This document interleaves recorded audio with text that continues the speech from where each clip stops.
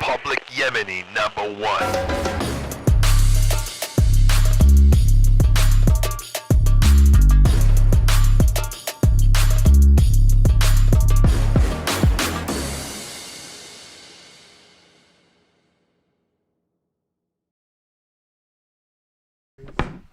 What's that? I forgot my trays in my mouth.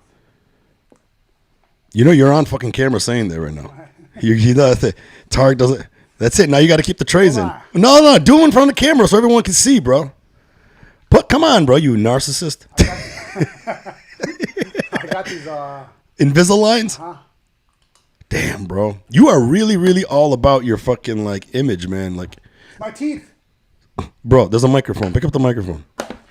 Listen, bro. It's my teeth. You can never go wrong with your teeth. It's very important part of life. Your teeth go bad, you look old. Yeah, you sound like a dentist. You sound like you're selling dentistry work. Yeah, you look old, bro. Look at your teeth. Fuck you, man. My teeth like nice. Look, see, look, guys, look at that. They're nice. I didn't have to do shit with these teeth. No Invisalign or anything. This guy with the. I had straight teeth. You know what? I was grinding. That's why. Oh, you know, I have to wear a mouth guard now. I have to when I sleep, because now I'm starting to grind my teeth in my sleep. Yeah, you don't want to grind them. That's what happens. That's so fucking weird. I remember when I went to the dentist and he was like, "Yeah, you're grinding your teeth." I'm like, "No, I'm not. What the fuck are you talking about?" That's what I was like. I was like that too. You got to put the microphone closer to you. I was like that as well. This is why I want you to have the headphones. You don't want to do the headphones though. We're good. Okay. Just make sure you kind of keep it close, you know, because I don't want me to be too loud and then you not.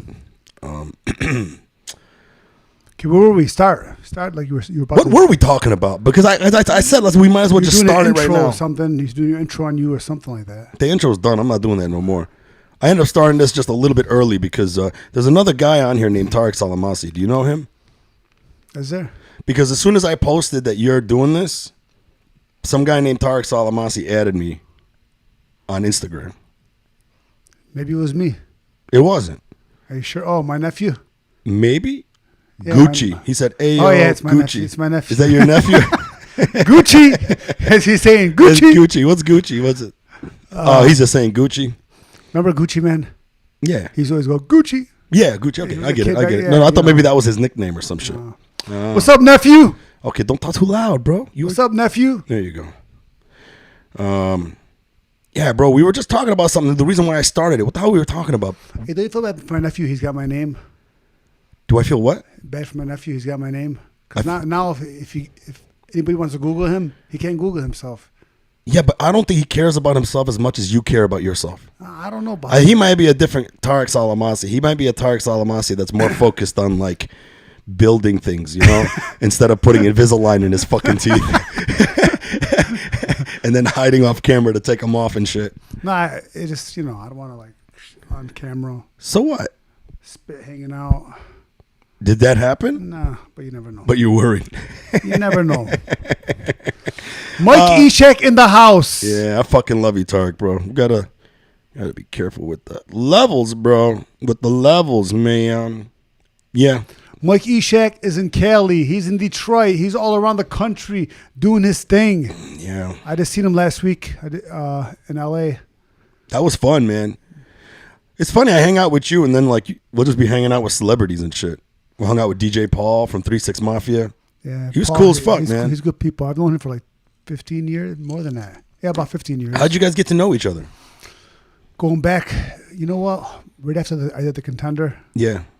There was the American Music Awards. I met him at the hotel for the gift. There was a gift suite at the hotel. Ever tell you that story?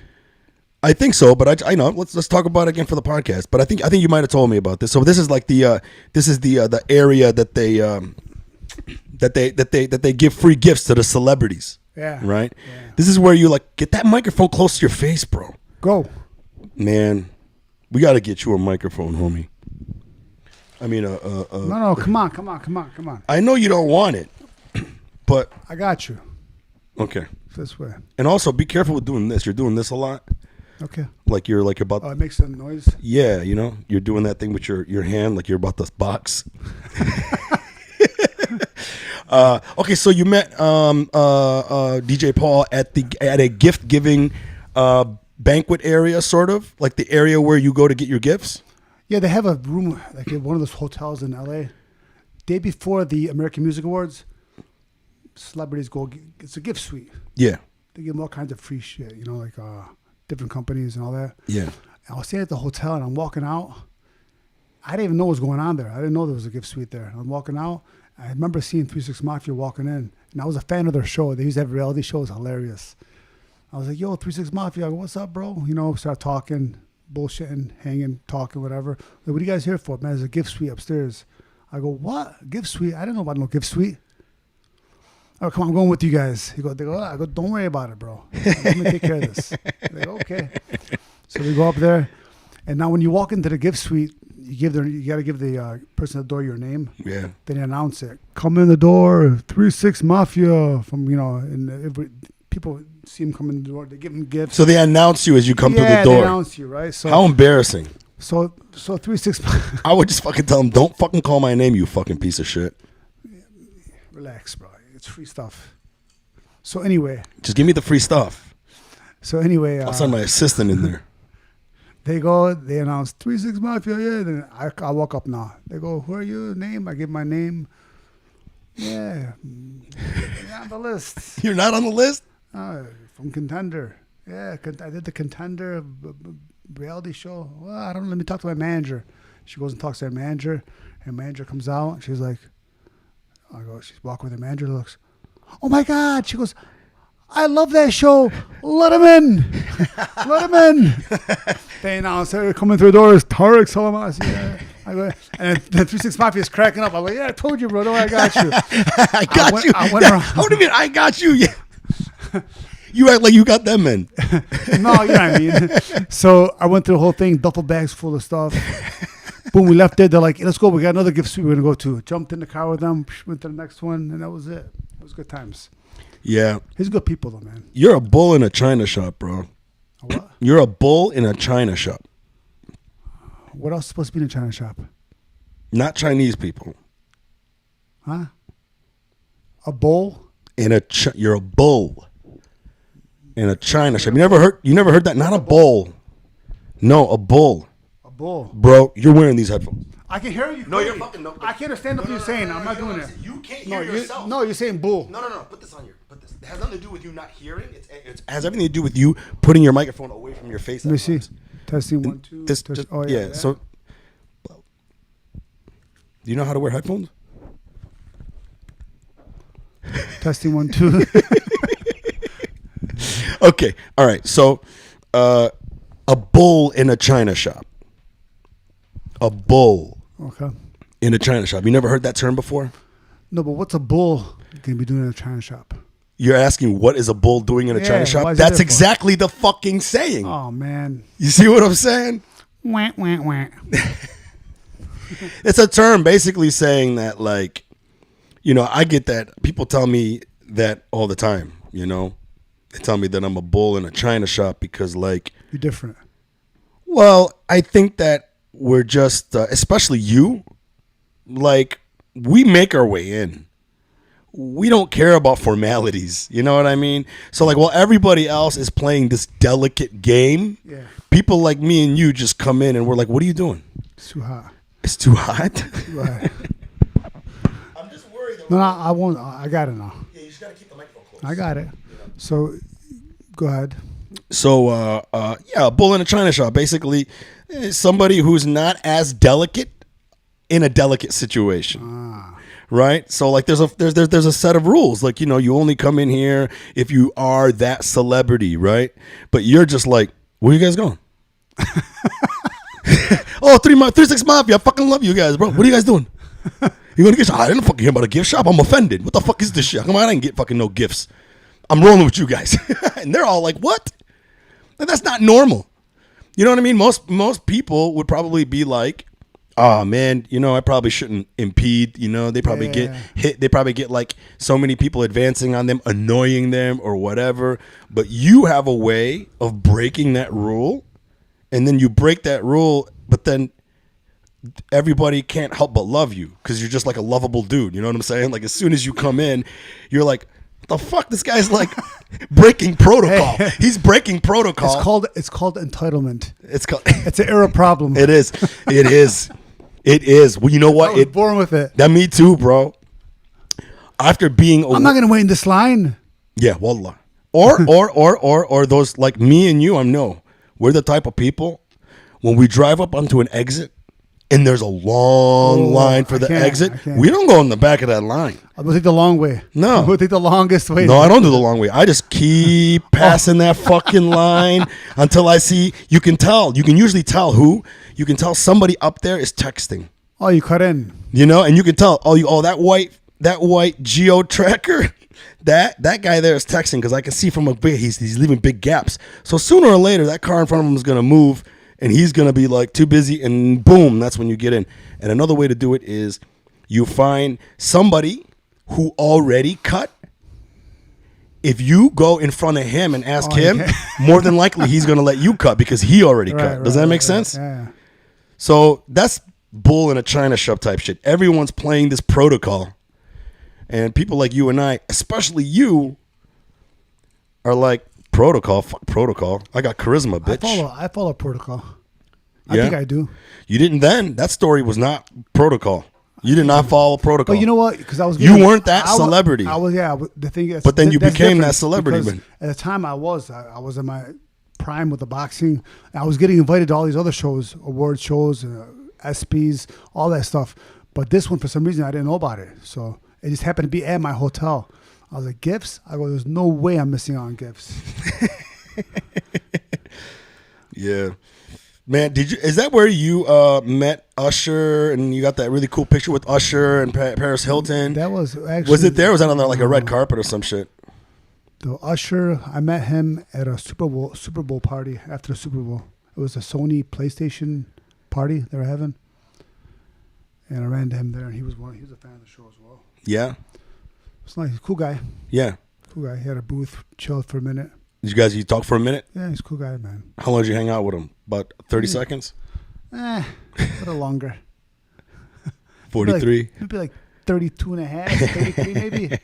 Was he like bombarded by a lot of people? Man, this is because it was more of a private event, so nobody bothers these guys. It's more of a private invite thing, so everyone in there kind of knows each other. Oh, okay. But he had his own booth? It wasn't at a public place. It was more like a private party. Yeah, they gave him a little table. Oh, you mean he had like a table? Yeah, what do you think I'm talking about? When you say, well, I'm sorry. For a second there, when you said he had a booth, I thought it was some type of a convention where he was like, hey. Booth. No, a booth is the old school. Where he had, back in the day, where you get a table, you get a booth. You had a booth. Got it. Okay. We're talking about bottle service type shit. Yeah. I'm thinking like he's at a convention and he's hustling his CDs. Hey, guys, have you heard of me? Bro, Usher, that motherfucker doesn't age. You ever notice that? Yeah, I know. Like, he must be eating, like, dead fetuses or some shit. Because that's where you get a lot of stem cells is from fetuses. That's where they get a lot of stem cells from. From where? From, like, aborted fetuses. What are you, nuts, bro? I'm not nuts. Why are you getting mad at me for telling you real information? What do you mean, where am I getting it from? It's real. That's a thing. It's a thing. It's a thing. Like, even back when George W. Bush was president, he went out of his way to outlaw that because... You know, him being Christian and everything, he's like, no, that should be against the law to use aborted baby fetuses for stem cells. You know what stem cells are? For the stem cells, there's nothing wrong with that. But some people have a moral problem with it.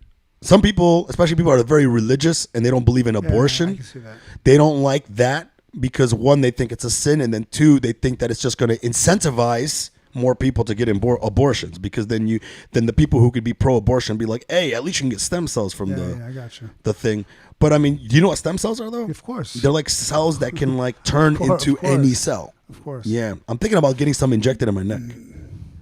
I'm gonna meet a doctor tomorrow about it. Well, you have bad neck? Yeah. Like right now I got like these 2 discs over here are like compressed. And it's touching a nerve.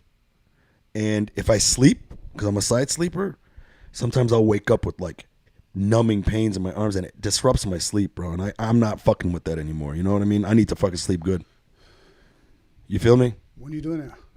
Put it closer, man. When are you doing the operation? This whole podcast is going to surgery, be. whatever. Hey, put it closer. I should get like transcripts. I'm gonna want to like. I guess I'm gonna transcribe it. When are you doing the stem cell?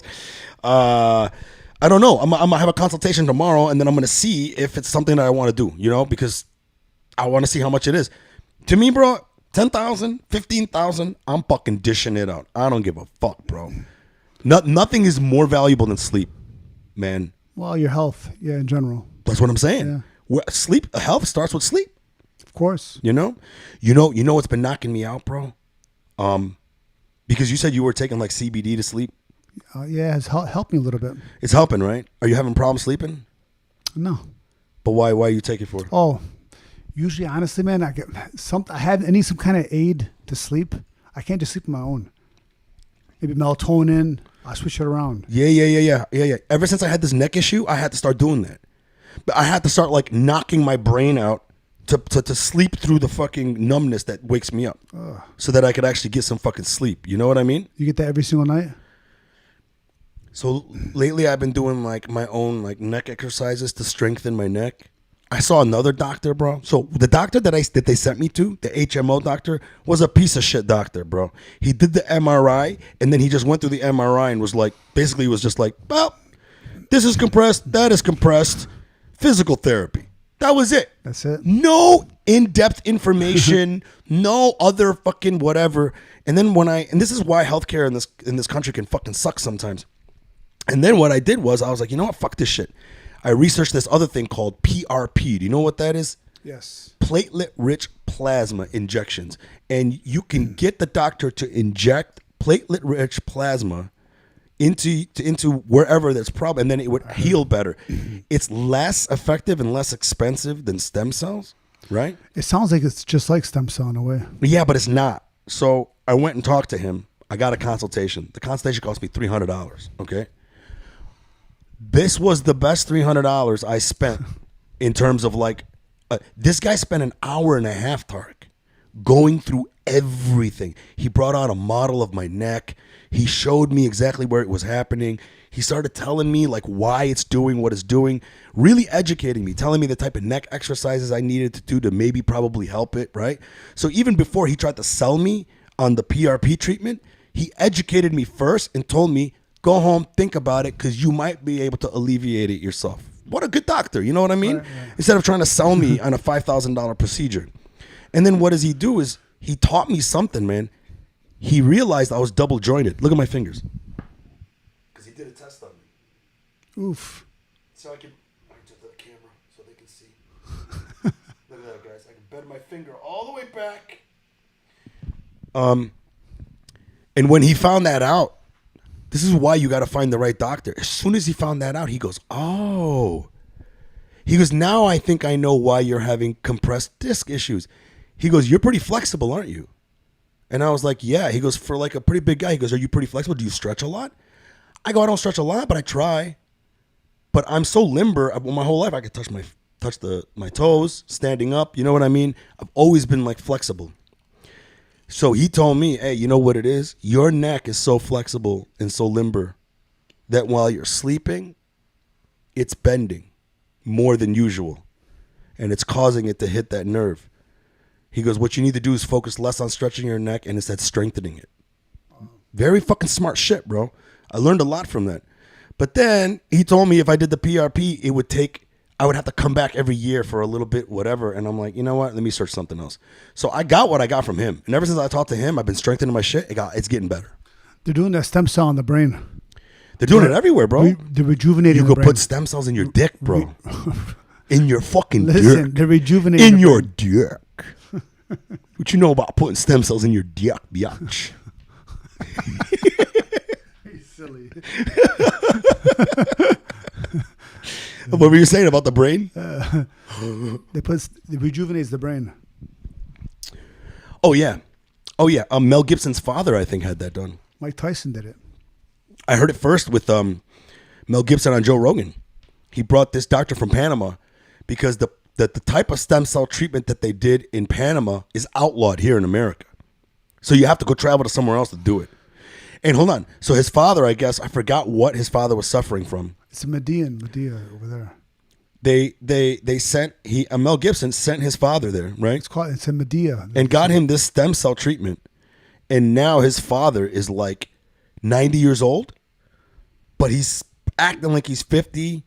He's out getting laid. You know what I'm saying? He got his sex drive back, bro. I'm like, cuz, I'm going to Panama.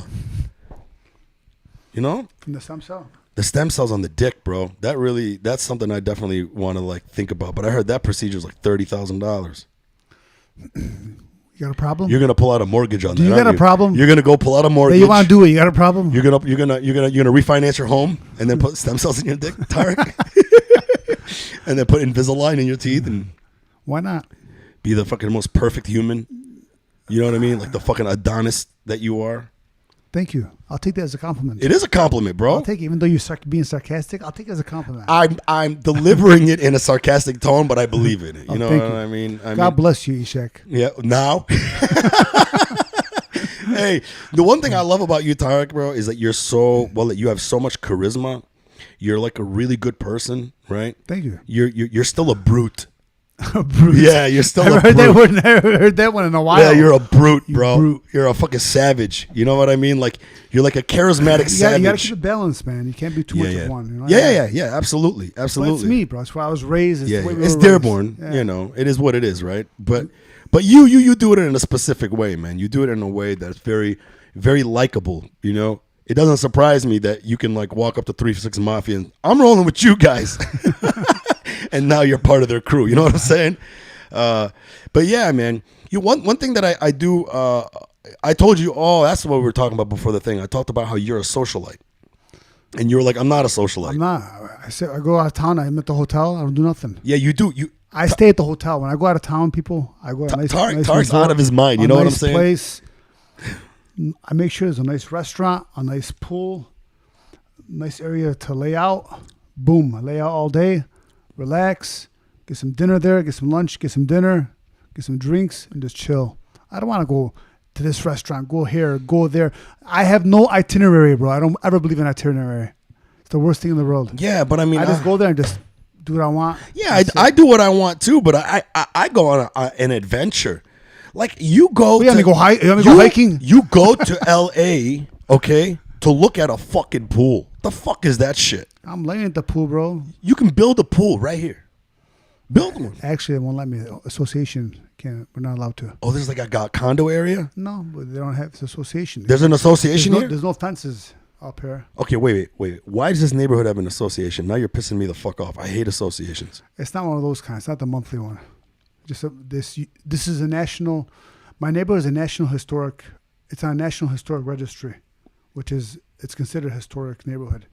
So only certain things can be done to it. Like our windows had to have certain lines on them. Our windows. Is that why the door has those lines? Yeah, all the ones. Yeah. Those windows that are on the door? I don't know about those, but I know on windows on the house. If you go through a neighborhood, they're all like that. And you can't put a pool because there's no fences. It's time to move, bro. Nah, bro. It's time to fucking just rent this place out and find another spot. Let's see. I like this house. I like this neighborhood. Yeah. To me, I'm just like, why don't you just like post like just put up a pool, bro? To me, I don't understand the idea of like traveling to hang out at a pool. That really like You know, it's called relaxing. Yeah, but you go to LA to do that? What else you want me to do? Go to a restaurant? I go to restaurants here and there, but no matter what you do in LA, you can do it here. You go to a restaurant here. What else you want to do in LA? What are you gonna do in LA?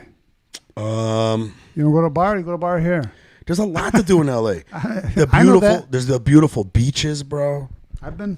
You can like take one of my favorite things to do when people come visit. They like show me, and I'm gonna show them around. You know, I'll take them to a few different like ethnic restaurants, like take some good Cuban food. You know what I mean? Go to a nice Italian restaurant, one of my favorite spots or whatever. Korean barbecue because I'm like close to K-Town, and like it's like a city where you can almost experience like different countries is what it feels Here we like. go to Bahamas. It's not the fuck Bahamas. We grew up with that shit, bro. Down the street to Cedarland. So you're gonna get shawarma, and then you're gonna get shawarma. What the fuck is wrong with you, Go to bro? Alamir for some chicken. Hamido's, bro. Hamido's got the best chicken. I don't know. To me, it's just like, yeah. And then another good thing is like, you know, you go to like Venice Beach, right? Right now, man, it's like a lot of homeless people there. But what I used to do is I would take people to Venice Beach. I'd rent bikes on the Venice Beach side. And then we can ride our bikes along that bike path next to the ocean all the way to Santa Monica. It's about a 15-minute, nice, beautiful ride. And then you go under there where the Ferris wheel is. You know, you can like take a ride on the Ferris wheel if you want or whatever ride you want to do. And then like right below there's like like a dive bar, but they serve the best fish tacos, man. And you're right next to the ocean, so the fish is like fresh as fuck. Why are you laughing? Do you think they got the fish right there on the spot because they're in the ocean? What do you think? They harpoon them from a helicopter. Yeah, bro. No, but it's good though. It's like one of those things. When you eat the fish, you can tell. Listen, if you're gonna be on any of the coasts, your fish is gonna be far more fresh than it would be in the middle of America, right? Because you're already from the water. Wherever they're getting that fish from, they're already closer to the water to begin with. True. Well, you think they go to Indonesia to get fucking tuna, bro? I mean, they probably with tuna, like, yeah, maybe. But like, but salmon, like salmon, like we have salmon here in America. Are you mad at me right now? No, Mo, go ahead, finish. We got salmon in America. I have nothing else to say. We got salmon in America and. Yeah. Cheers to that. Cheers, bro. Hold on, I gotta do this drink. Cheerio, bro. Yes. So tell me about your like what got you into boxing, bro? The south end of Dearborn, Dix Avenue, the south end. Was there a lot of Yemenis there back then? Oh yeah. So you grew up around a lot of Yemenis? Yeah. Yeah, bro. Of course. A lot of Yemenis, huh? Let me tell you, man. The Yemenis overall, great people, great culture, and very.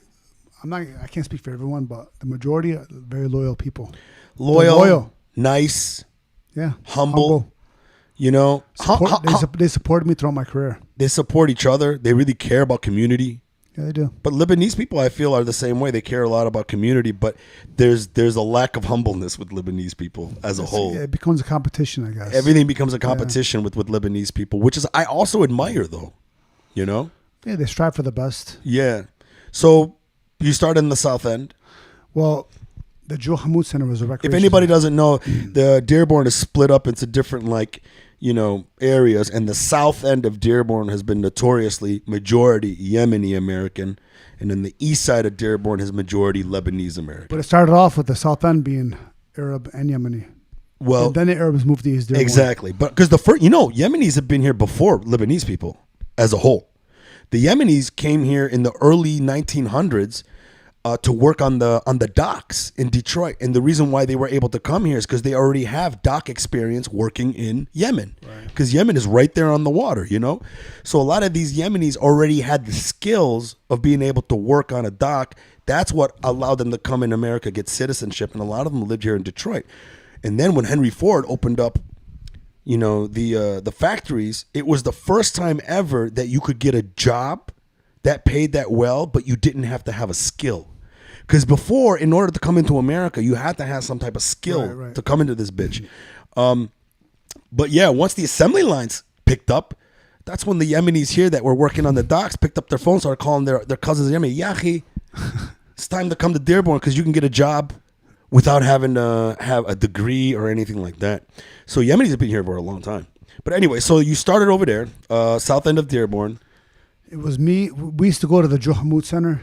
It was a recreation center that was funded by the city to stay off the streets. Me and about 40, 50 kids. One day they said, hey, we're going to start boxing as an activity here. Yeah. Who wants to do it? Everyone's like, yeah, I want to fight. I want to box. I want to box. So every day after school, we come. We won't change our school. We stay in our school clothes. We get in the bleachers, and the coach will look at us and be like, okay, you and you, come on down. You fight each other. Get in the ring. Throw on some big gloves and go at it right there with our school clothes on. So we all like daily. Would what, box? Boxing, sparring each other. But then it's why did they do that at the Joe Hamoud Center? Was the Joe Hamoud Center a boxing center? It's a recreation center. But did you? They started boxing as an activity. So they started boxing activity, and they asked who wanted to do it. Yeah, me and about 50 kids jumped in. Right. Wanted to do it. We all would come every day after school and get in the ring and fight each other. And we go to tournaments. And little by little, people started quitting one by one, either football or other sports or the streets. As we got older, for a couple of years later, I was winning. But I knew from the moment I put the gloves on, I go, this is my life. This would be my career. I knew right then. So I ended up being like the last one left out of all the guys. They quit.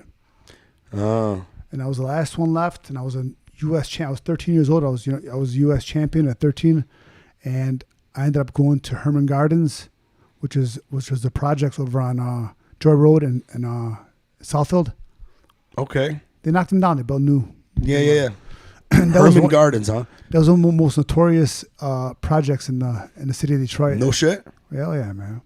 And they had a little school in there. They put a boxing gym in the school, and I would go there and train with these guys over there. With a guy named Oba Carr, his dad Eddie Carr, who Oba ended up becoming like a really good boxer. But we trained there. We were winning national championships, me and Oba. About a year later, Emmanuel Stewart, who was the head of the Kronk Gym in Detroit, seen us winning these titles. He's like, hey, I want you guys to come to Kronk. About 13, 14 years old, we went to Kronk. Great. We went to Kronk. How did that feel? It was good, man. Oh, unbelievable. You felt. I bet you felt like you were on the right path. Yeah, Emmanuel. For those of you who don't know Emmanuel, the greatest trainer in the history of boxing. Emmanuel serves as a legend. And this guy really as kids, he gave me attention, and really motivated me. He was good people, man. And the Kronk Gym itself. From there, I went to the Kronk Gym, and that was a once in a lifetime experience at that gym. It was set. The Kronk Gym is probably the most famous boxing gym in the world. Underground type gym, right? The original one. Even the name Kronk. Like it sounds like a sound effect of what would it sound like if you got knocked up. Kronk. Kronk. Do you know where the term Kronk came from? John Kronk is the name of the guy, but it's actually the Kronk Recreation Center. It's a city of Detroit rec center that if you go to the top level, there's a gymnasium, people who play basketball. In the basement of this gym, of this building in the basement, they put the gym in there, the boxing gym, which is small. You imagine how big a basement is. Low ceiling. The ring was ground level. Basically backyard productions. Yeah, but this is where the gym that produced world champions. Thomas Hearns. I mean, isn't that usually where the world champions come from? I don't think the world champions come from rich areas. No, I'm telling you. Don't they? Wouldn't you say that's like a trend? Like a lot of the best fighters come from because a lot of the low areas where they have to fucking literally. But people always they take it where you got to be poor to become a world champion. You have a better chance because you had nothing. The rich don't want it as much. I don't believe in any of that stuff. It's more about passion.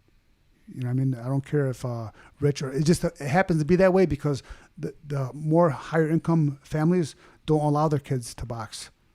So there's a lot more lower income kids boxing, which results in more lower income world champions that come from lower income. Do you think it's because that there's more opportunities to do boxing in lower income areas, or you don't have to have that or do you education. think it's just that with lower income areas breed tougher people?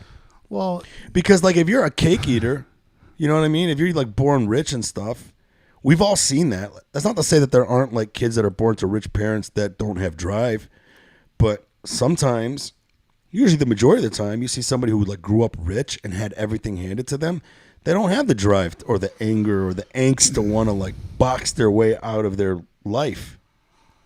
It depends. Some people have. I mean, Pacquiao. You know what I mean? How about these guys that are making $100 million today and they're still hungry? They still have that passion. Yeah, passion. But that passion comes from them growing up without that. So a very, very young age. Not growing up poor doesn't give them passion.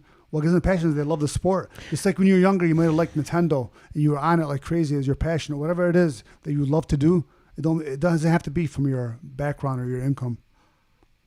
It cause you to do that. You love it. I didn't have to box. I'm pretty sure you would have to cite some references. Like what type of famous world champion boxers do we know grew up rich? And today, in the last 20, 30 years, as I told you, a lot of the boxers are coming from lower income areas because the high income, they're not allowing their kids to box. The lower income, they allow their kids to box more. Why? I don't know, but they do. Maybe they feel it's a way out or way to a better life that they allow their kids to do it. But more in high. Back in the old days, you see a lot more white champions back in the old days, and Jewish champions back in the old days, because they were the higher income. Everyone was sending their kids to the gym. Everyone was, And who succeeds is the one that was passionate and loved it, not the one who was more poor. And poor doesn't make you hungry. Yeah, but can you cite a famous boxer? I don't know boxing that well. That we know is someone who like came up with money. Well, if you got to go back to the old days for that. Really? Hold on a second. Let me see. Boxers who grown up rich. Let's see. 20 richest boxers in history. That's not what I'm looking for. The top 20 richest boxers. Fuck you. That's not what I'm looking for.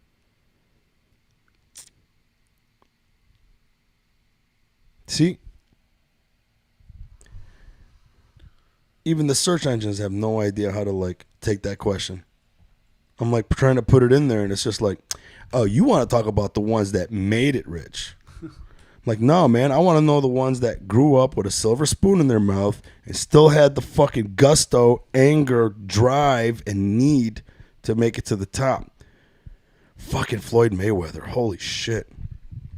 I don't think those people that had that kind of money allow their kids to box, so it's going to be hard to find someone like that. That's exactly my point. My whole point is... That's my point, bro. Succeeding in boxing doesn't come from your background. When of course it does. No, it does not. It comes from you wanting your will to want it. I know that. I know a lot of guys from the hood who were dying to get out and they couldn't from boxing. Listen, that is, you're right. That is on a personal level. Not every person who grows up poor has drive. But those who do have drive have so much drive and I think a lot of angst that they have to put their anger somewhere. Look at Mike Tyson, man. Mike Tyson was a like terrorizing yet gentle soul. He was this kid who was pent up with anger. His life fucking sucked. He loved birds. You know what I'm saying? He would like raise birds, pigeons, right? He would raise pigeons. And then I read this one story where he got his one of the kids like killed one of his pigeons and he fucking lost his shit and fucking destroyed this kid. And then the word got around the neighborhood. And if you look at Mike Tyson, let's face it, that guy grew up poor.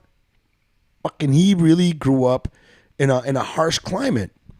You can't tell me that didn't contribute to his angst and his drive to be the best fighter in the world. You know, he was adopted by Cus D'Amato, his trainer, who adopted him at 14 years old, I should say. That's who it is, right? 13 or 14 years old. But if I'm not mistaken, Cus D'Amato heard of him through the neighborhood. No, he started training there, and Cus D'Amato ended up adopting him at 13 or 14.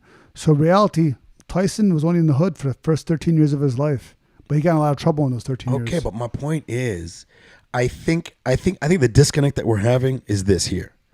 Your formidable years, your most youngest years, is the time where you are growing and your body starts to really program who you are going to be for the world that you're going to be coming out of or dealing with when you become an adult. So I believe those that are the youngest and they've grown up in harsher climates, harsher environments or whatever, they're hardwired at a young age to have a specific type of drive that sometimes a lot of people don't have. I used to think the same way. I don't think so. You don't think so, huh? I think that... That's interesting. Okay. I don't at all. I think that... I still can't find a boxer that was growing up rich. I'm having a hard time. I tried Google. I tried DuckDuckGo. And here we go. There's a fucking question that happened on Reddit. Question was... Just curious if there was any great boxers or champs that grew up with a silver spoon. Perfect. Probably none. Let me see if I can share the screen here so everyone can see.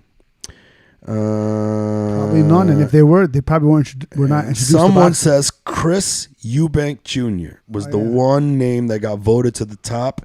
Oh, yeah. Do you know who that is? Yeah, he's a good fighter. His father was a world champion. So he grew up rich from a boxer. Yeah, and that's he's interesting. Fighting today, so he's still fighting. Chris Eubank Jr. He's still fighting, huh? He's a young, up and coming guy. He's good. Well, here's the thing, though. He is a product of a man that probably didn't grow up rich. So, if anything, if he wanted to become a boxer, imagine the type of discipline his father had to give him from the get-go. You know what I mean? Yeah, but Right? I think it's about doing what you love. How good is he, though? Is he good? He's pretty good.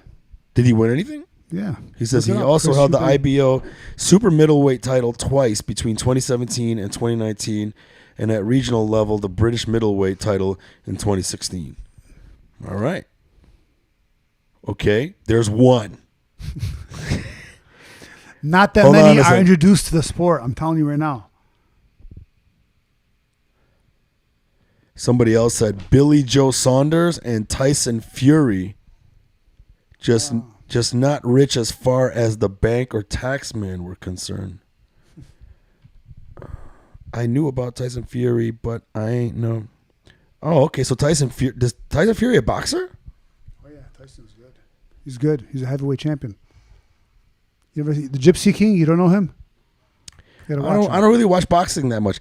If there's any fighting that I really pay attention to, I never pay attention to any sport. Meaning, like, I follow who's fighting, or I'm not like that. I've never been like that. But if there's any type of sport that I actually can sit down and watch, it's MMA.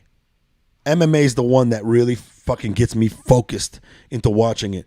Boxing, I lose focus. MMA, I can't do that, bro. Any other sports, like baseball, go fuck yourself.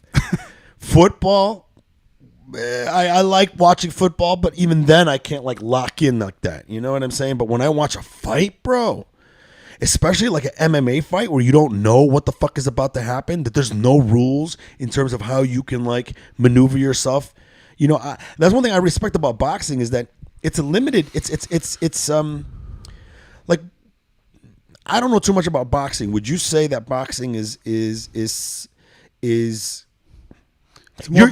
more of a science. It's like a chess game, It's a right? yeah, it's like more of a chess, science. right? It's like Yes, chess, right? Yes. So you're kind of limited. You can't kick. No. You can't grab, right?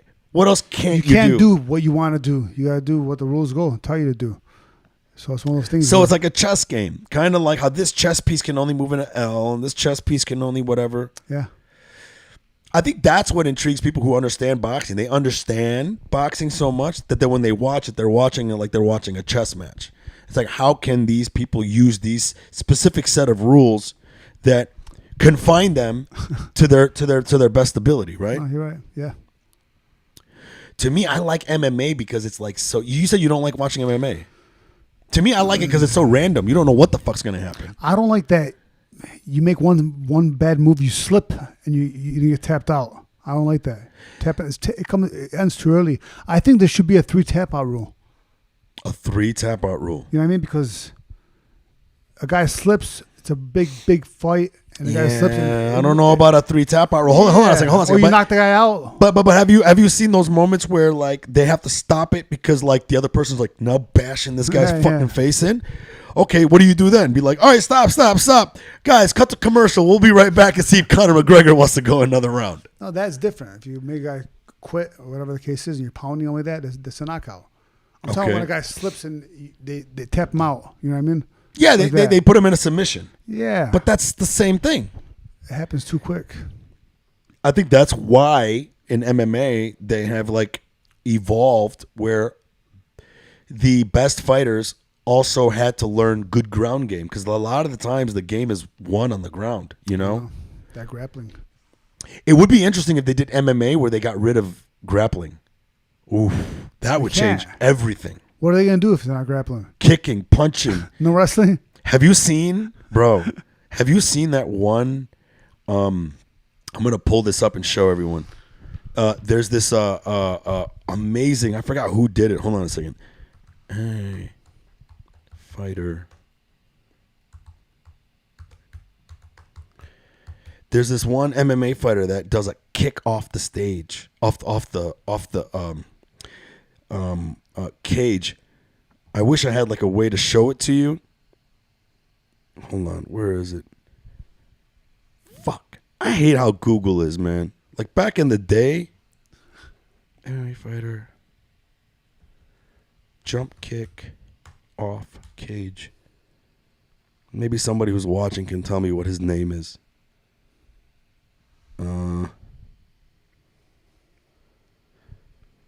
But what I'm saying is like, you know, if you got rid of the grappling, you would get to a point where it would now have to be power moves. Like you'd have to get him with a punch, or you'd have to get him with a flying kick or something like that.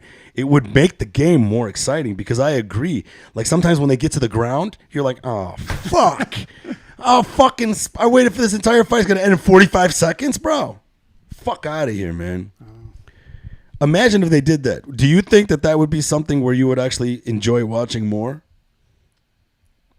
I'm not an MMA fan. At all, huh?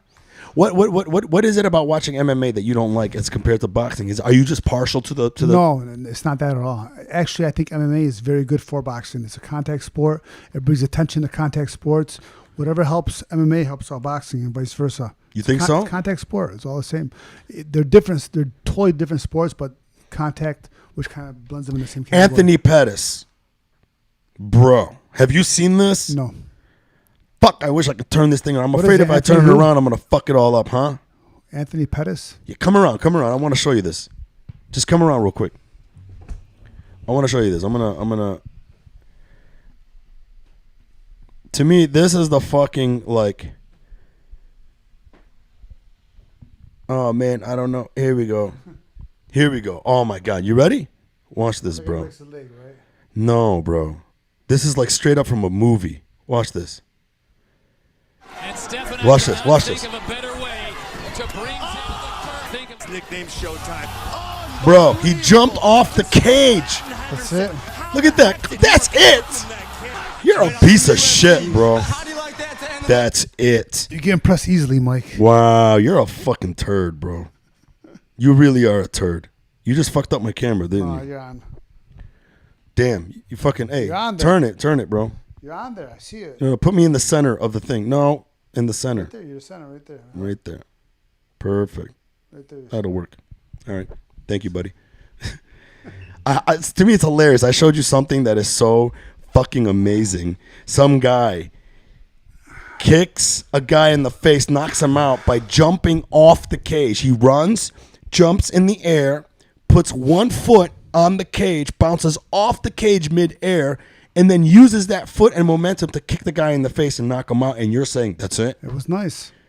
Not thrilling, but nice. That was thrilling. But nice. What the fuck? How is that not thrilling, bro? Hey, somebody asked a question. A buddy from the Marines asked me a question. He wants to know, what was Tarick's most memorable boxing match? Ooh. Probably when I fought for the North American boxing organization for North America, the middleweight championship. I was actually in Arizona. I fought a guy named Jerry Cheatham. It was his hometown. He had the whole place filled. This was where? In Arizona, Phoenix. Arizona, okay. And we only had like maybe a few Arabs from Dearborn who were out there, living out there. They came to visit. Oh, nice. And then... if anybody doesn't know, Tarick Salmaci used to box under the name the Arabian Prince. Yeah, that's right. The Arabian Prince.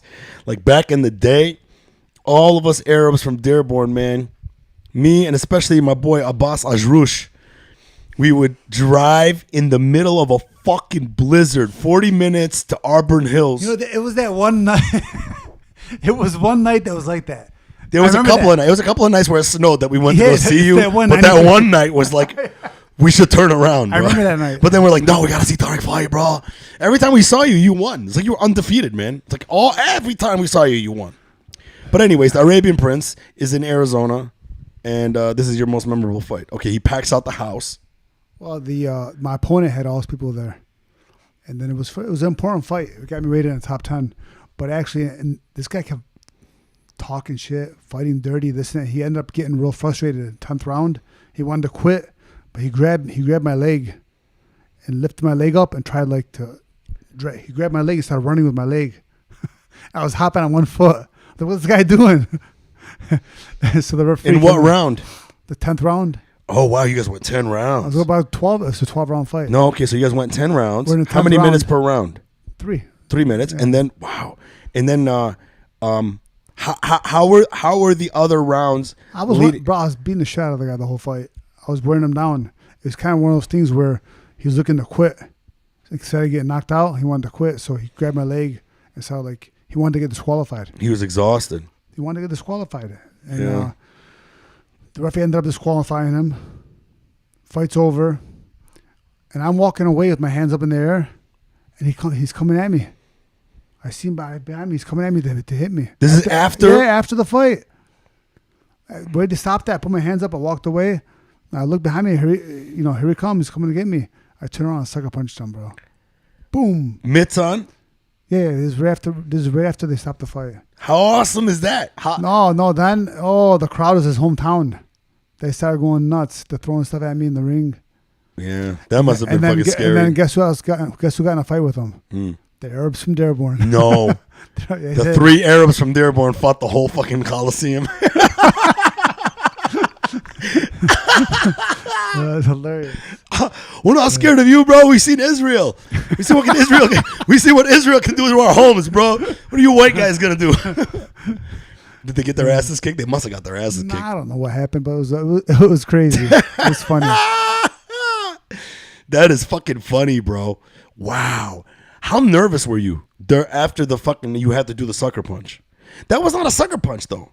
That's not a sucker Not punch. really. A sucker punch is when you hit someone, they don't know the fight's coming. That's a sucker punch. Well, he didn't know this was coming. He was coming at me. Well, of course he didn't know that was coming. But my point is that like that's not a sucker punch. You're defending yourself. Yeah, it was fair. You knocked him. Fair game. Did you knock him out? No, I just clocked him. I didn't knock him out. I just turned around real quick, and so I wasn't able to really place my punch because it was kind of real quick on the spot. Yeah. I turn on his head. How soon after they called the fight that he got up and tried to go after you? Like how many? I'm like what? So like when you win the fight, typically your whole team runs on the thing, right? When they stopped the fight, yeah, over, and I went to my corner like that, with my hands up in my corner, and I seen him coming at me. That quick? Yeah, right in the spot. Do you think he grabbed you because he wanted to get disqualified, or do you think he grabbed you because he was so exhausted? That's what his body did. No, I think he was looking to get disqualified. I think so. I don't know. Who knows?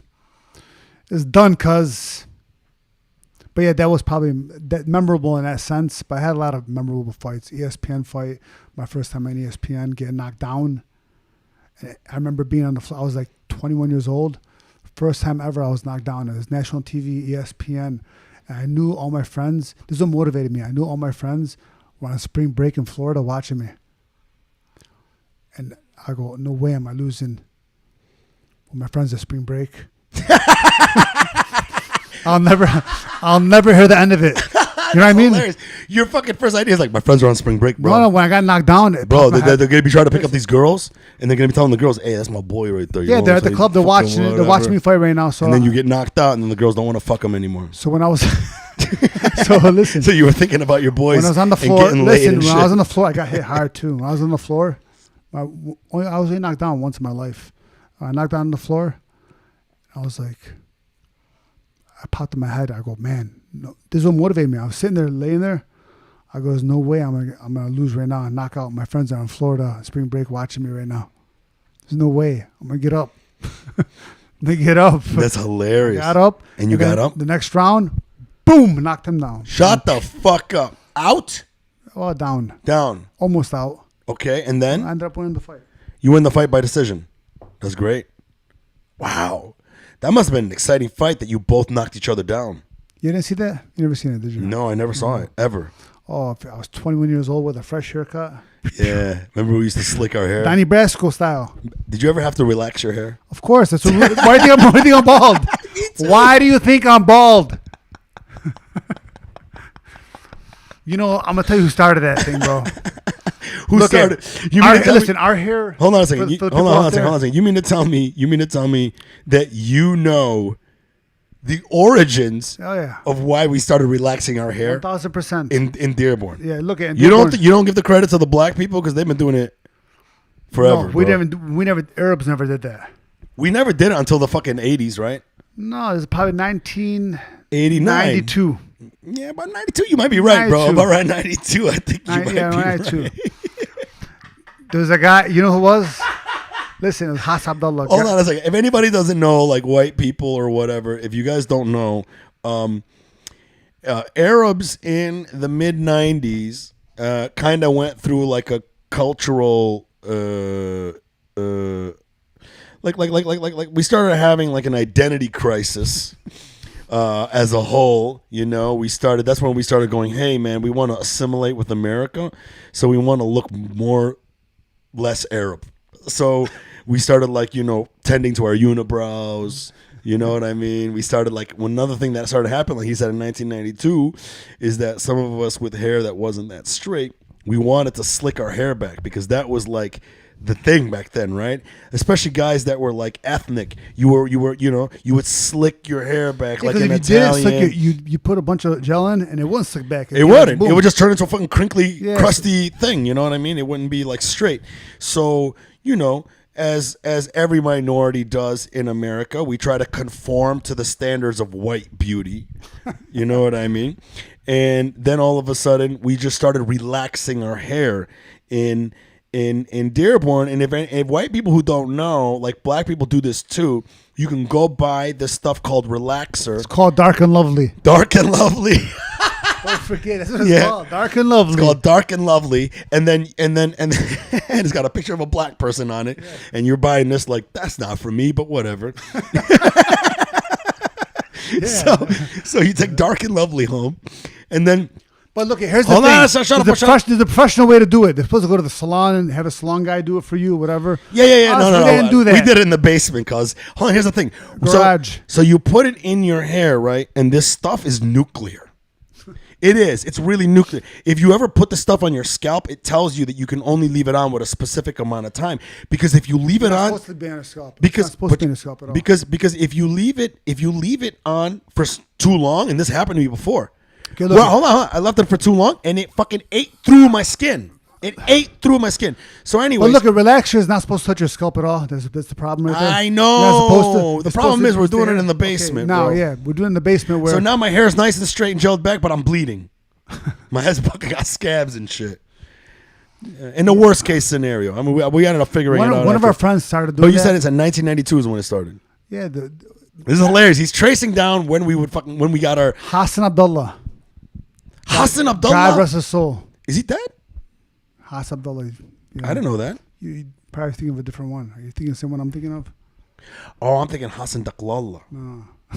I'm just one letter changes everything. No, Hassan I mean, Daklallah is what I'm thinking about. He was dying. He would do it for everyone. You go to his house. There's a line of guys at his house. He goes, "Hey, sit down. I'll do it for you."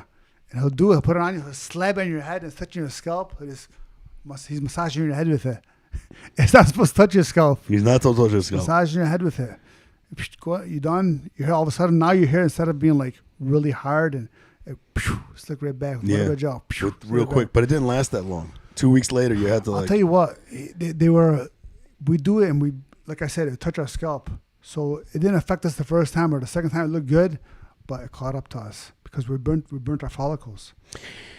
That's not why you're bald, bro. We burnt the follicles. That's not why you're bald. Dark and lovely, khayya. Khayya. That's not why you're bald, though. You're bald because that's just genetics, bro. It's called DHT. It is. But you know what? Typically, men with a lot of testosterone produce a byproduct of testosterone called DHT, which DHT is a very good anabolic form of testosterone, which actually helps create muscle, increases sexual libido. But then the byproduct is you go bald. So, you know, typically DHT is the reason why you lost your hair. It's not the fucking shit, bro. You didn't burn it like that. Because listen, if you did, then your bald spot wouldn't be as uniform as it is. You know what I mean? Like my bald spot, the way, like if I grow my hair out, it looks the way it naturally would have lost itself. You know, like it's got the crown and the whatever. You know what I mean? Like the patches that it's lost in are the typical areas that people would have male pattern baldness. So that's an old wives' tale, you know? No, I'm telling you. It was never the same. Right after the first treatment. Hassan Abdullah, huh? The first treatment, it was never the same after that. The thing is, my mom was a beautician. So my mom would do it for me. So she knew exactly how to do it. But she told me not to do it. And then after a while, you know, I would ask her, Mom, I need my hair. And she's like, too busy. So I started doing it myself in the bathroom. Then I burned my fucking scalp. And I saw like, There you go, bro. that's not why I lost my hair, you bro. go. My dad is bald. We're Arabs, bro. Arabs typically have high testosterone, high DHT. That's why you see a lot of Arabs that are bald. As a matter of fact, back in the early 2000s, there was a study that came out where they thought that they were going to be able to cure baldness by tapping into the genes of Arab men, because the majority of people that like the most bald men per capita are in the Middle East. Really? Yeah, it's a prevalent trait in the Middle East. Male pattern baldness. It's everywhere, but like especially in the Middle East. It's crazy. So like for a while there, they were thinking that might have been the key, that they were going to be able to find some type of gene in Middle Eastern men that would be able to reverse the thing. And then later on, what they find out is we all have the same genetics. Like everything. Like out of the gazillion amount of genes in us, they are all identically the same except for one gene which separates how we look, our facial features, you know. But before, that's what they thought. They were like, well, the majority of people who are bald per capita are Arabs. But it wasn't dark and lovely that made you lose your hair, bro. I told you the very first time I used it, it was never the same. It wasn't a gradual process. It was the very first time. What do you mean it was never the same? What was never the same? The first treatment, I had receding. After I finished, I had a receding hairline. How old were you? About 21. That's right around the time a guy who's No. about to go Drop- bald is drop going to the lose speed. his hair. What? I'm glad I went bald. How about that? Oh, you mad about you getting bald? No. Yeah, you are. I swear I'm not. This has turned into I a don't psychology care. I don't care podcast, about guys. that shit. We're going to break down Tarick Salmaci, why he doesn't like being bald, and two, why he doesn't like putting the microphone close to his face. I love being bald. I can care less. Shut up. If you could take right now a procedure and your hair would grow right back, I would not do it. you're a liar. I would not do it. Wallah, you're a liar. No. Would you do it? Fuck yeah. I wouldn't. Why? I don't know. For what? Explain yourself. You have to explain yourself. Otherwise, I'm not going to let it go. It's easy. You know already. It's easier to do. You don't have to do nothing. You got to comb it. You're good. Coming from the guy who just had Invisalign in his mouth during the beginning of the podcast, I don't believe you. Why? I don't believe you. What don't you believe? Listen, bro. How many times have you said to me things like, okay, for example, you grew a beard because of me. Oh, here we go.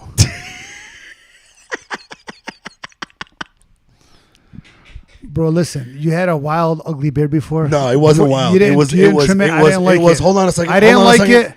I'm the one that's the writer Okay. here. Okay. Now I like it's it. Now it wasn't wild. It was wild. It was robust. I don't know what that means, but it was wild. That's why you don't know. That's what I'm saying. You're not. Right. You don't know what the fuck you're talking about. You're using the word wild. You meant robust, bro. You don't know what robust means? No, wild. It, It means wild? no, it doesn't mean wild. Same thing. You know what I mean? No, but you grew a beard because of me, bro. Come on, admit it. Admit it. I wish I would have had the pictures of you like sending me selfies of like your progress report. listen. You know, I got the picture somewhere, man.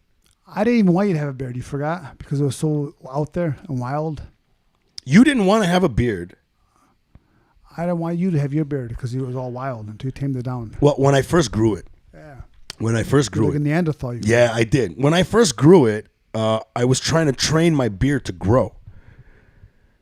Didn't you notice that as soon as you started growing your beard, at first it was kind of weird, but then once it like you let it grow for like a couple of months, it like reaches its final form. Like it learns to like know how to shape itself. Wouldn't you say that? Yeah, you train it every day, of course. Yeah. That's what I'm saying. So, you know, when I first grew it, I wanted my body to get used to just growing that beard. You know what I mean? Remember when they were doing that remember when the Straight Outta Compton movie came out back in the day?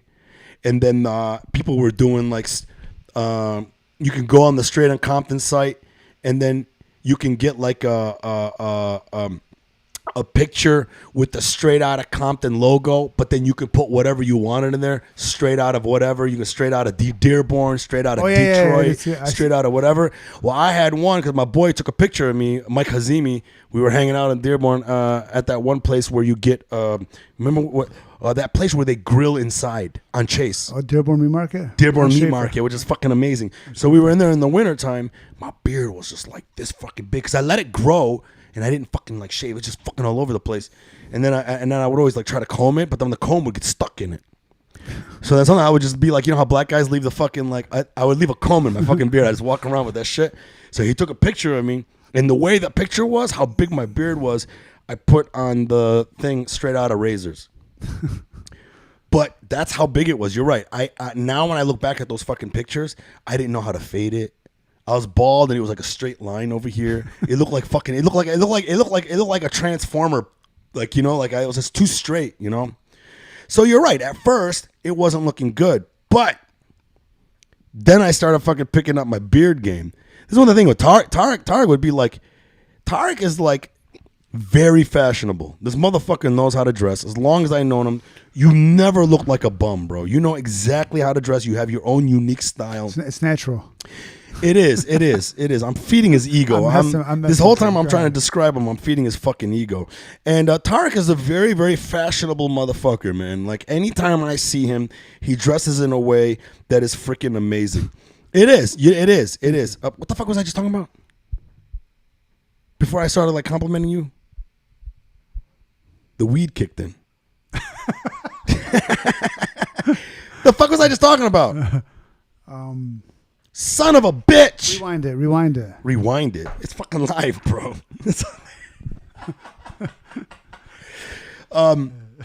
What the fuck was the point that I was trying to make? Tarick, are you even listening, bro? Yeah, what were we talking about? What the fuck are we talking about? I'm the one that smokes weed, bro. What are you doing not paying attention? I'm paying attention. Anyways, in terms of the fucking beard, man, he would call me with advice and be like, cuz, you gotta shave your beard, cuz. No, I'm like, it just doesn't look good, you know? Like, cause like these motherfuckers that like, they grow a beard because their face is ugly. Wallah, you're a good looking guy. Show your face off. That's how he would get to me. Then every so often he hit me up. He's like, Khaya. Khaya means brother in Arabic. Khaya. Get rid of the beard, bro. It makes you look old. You know, all these fucking girls are going to look at you and be like, oh, who's this old man? Wallah, shave you. You're fucking young. I've seen you without it, bro. You look fucking young. You got a young face. You're a good looking man. You're a good looking man. This whole time I'm like, Tariq's trying to fuck me. Just ask for a sick man. Just ask for my number, bro. Anyways, and this is the best part. He rips on me for 3-4 years with the beard. And then one day, hold on. And then one day, Tariq fucking hits me up. Hey, bro, what do you put in your beard? What type of products you use? Like, when you let it grow, like, it's kind of like itchy. I don't like it. And then I'd hit him up. I'm like, what? You growing a beard? Yeah, cause I'm giving it a shot.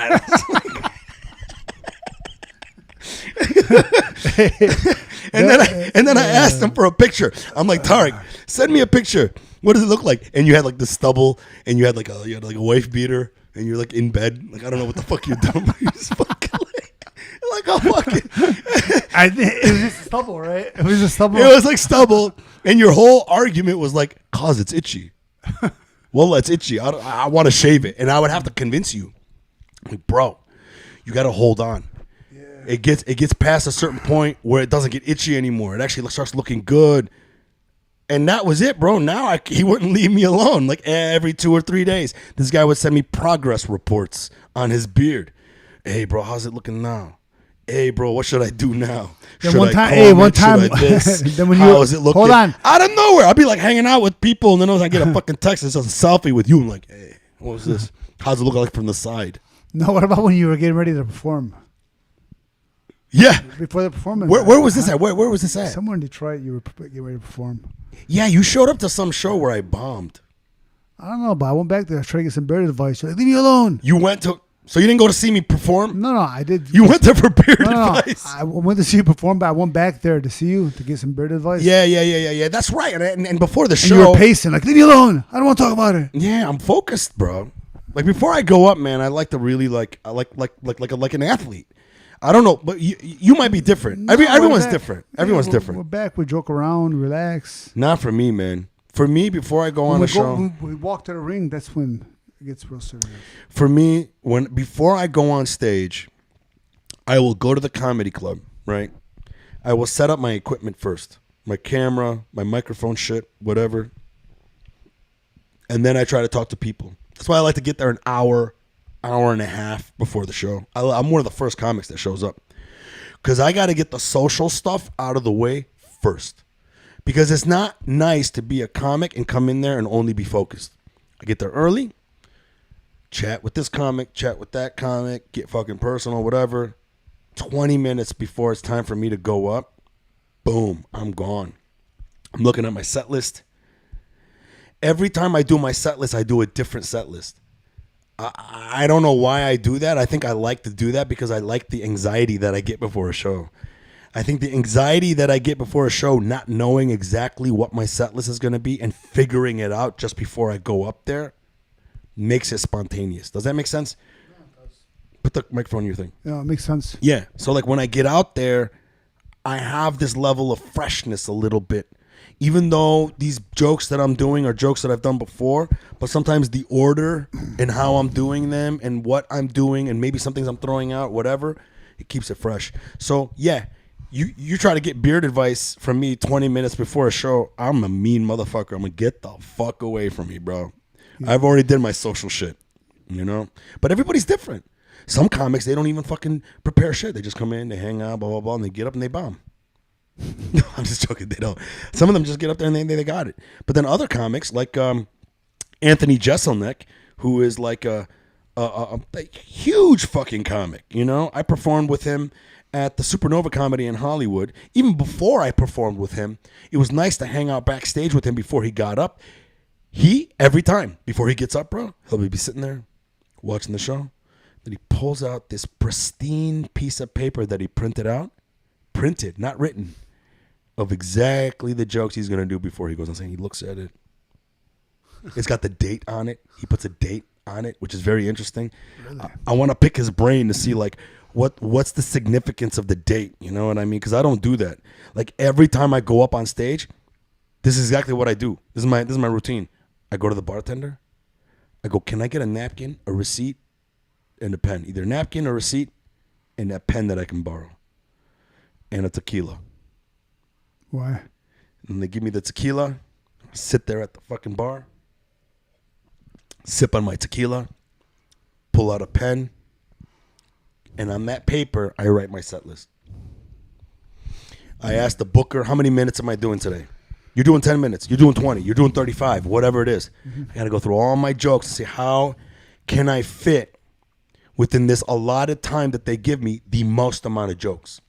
So to me, I have to prepare before I go up because if you only give me 10 minutes, bro, I'm going to squeeze every amount of that time. To me, it's very important not to waste the audience's time.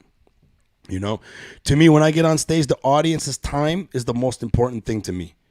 So if I only got 5 minutes, bro, I'm going to give you the most airtight 5 minutes you ever fucking saw. You know, so that's why, you know, I get like really like that. But you don't get like that at all, huh? So like if you go out boxing, we got to go back to the beard thing. Hold on a second. So you fucking like started growing a beard. This is the best thing, okay? Then he finally has this beard and he figures it out and it looks fucking amazing. And I don't know if you guys know, but I drive a blue Challenger. Oh, God. And then he's got a blue Challenger. I had a blue Maserati. He wants to make like, oh. No. Hold on a second. Hold on a second. You got a blue Maserati. I got a beard. You have never got a beard. You've never had a blue car since I've known you. That wasn't a choice. It was the car that was available. Yeah. To me, I love how he rips on me for growing a beard, tries to convince me to get rid of the beard. Then all of a sudden, I become the beard guru to teach him how to grow a beard. Then he grows a beard, and he's like, you know what else I'll do? I'm just gonna get a same color car. This is my but I'll buy a different car, like it's a Maserati. You know. Yeah, exactly. So me and you are like parallel universe versions of each other. Like we're alternate universe versions of each other. It's like we're the same person, but on in different fucking universes. You're the flashy version. I'm the whatever fucking version. Is flashy version good? No. I'm not that then. Okay. Full of himself version, bro. I'm not that. Let's talk about Ed and Moe, man. Yeah, I'm not going back to full of myself. That's the last thing I am is full of myself. No, you're full of yourself. You know I'm not. But you do it in a very cute way. Cute? Well, you do. You do Not it. humble. No, fuck no. How can you be full of yourself and be humble? I'm not full of myself, man. You're not full of yourself? Not at all. I don't think I am. Oh, you totally are. You think I am. Listen, man. You are and you aren't, but you really do exude someone who really cares about like how they look, how they're presented. You know what I'm saying? Like you're really, but at the same time, you're not someone who's, when somebody says that they're full of themselves, that some people who are full of themselves, they have no love, right? They only care about themselves, period. You're not like that. You really do care about other people at the same time. But you also fucking love yourself a lot. You know, I'm not going to, look, I'm going to tell you this. I hope you love yourself. I love myself a lot, bro. We better all love ourselves. Amen. And I don't love myself more than somebody else loves themselves. We all love it. We got to love ourselves to a point and take care of ourselves. I don't try, bro.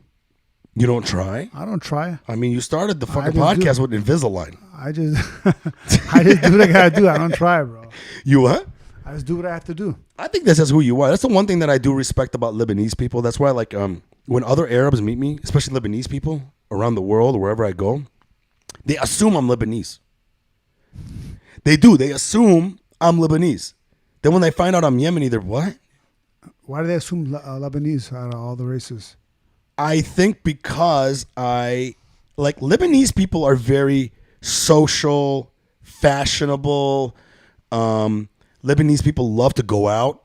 You know, that's one thing that I do respect, and one thing that I liked about growing up around Lebanese people. The one thing that Lebanese people have taught me, especially someone like you, the importance of working hard and playing hard.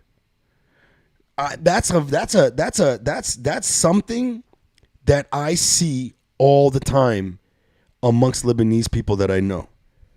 Whoever it is that I know, they work their asses off, but there comes a time of the day where they're like, hookah time. Why, or I'm hanging out with the boys. The Yemeni culture doesn't do that?